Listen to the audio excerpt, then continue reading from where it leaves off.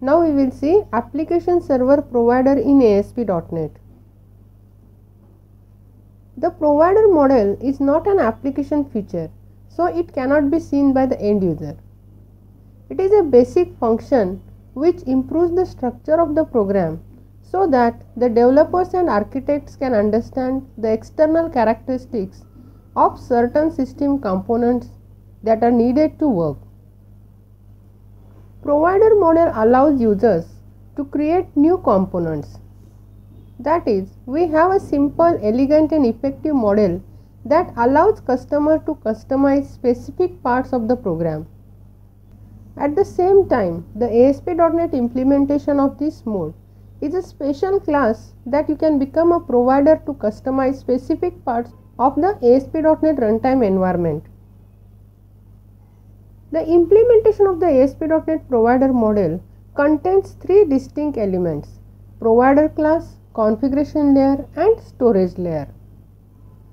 The provider class is the component that you plug into the existing framework to provide the desired functionality. The configuration layer supplies information used to identify and instantiate the actual provider. And the storage layer is the physical medium where data is stored. Depending on the feature, it can be Active Directory, an Oracle or SQL Server table, an XML file or anything. In ASP.NET, the provider model is used to achieve several tasks.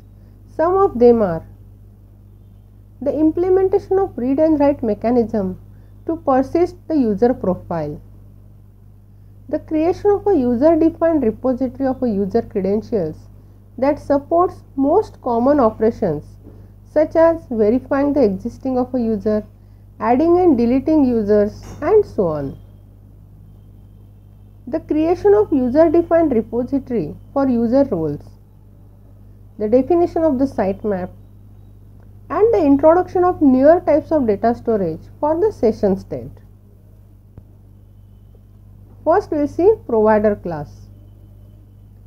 A provider class implements an interface known to its client. Clients are not required to know anything about implementation details of the interface. In ASP.NET, a provider class must inherit from a base class.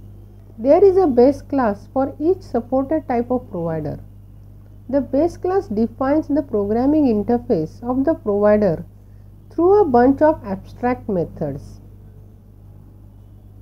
All the provider base classes derived from a common class named provider base. This base class provides one overridable method initialize through which the runtime environment passes any settings from the configuration files. Different available ASP.NET provider base class are membership provider. It is a base class for membership providers used to manage user account information. Profile provider is a base class for personalization providers used to persist and retrieve users' profile information. Role provider is the base class for role providers used to manage user role information. Session state store provider base. It is a base class for session state store providers. These providers are used to save and retrieve session state information from persistent storage media. Sitemap provider. It is a base class for managing sitemap information. Custom provider. Here user can use the membership providers created by the .NET framework or implement own providers.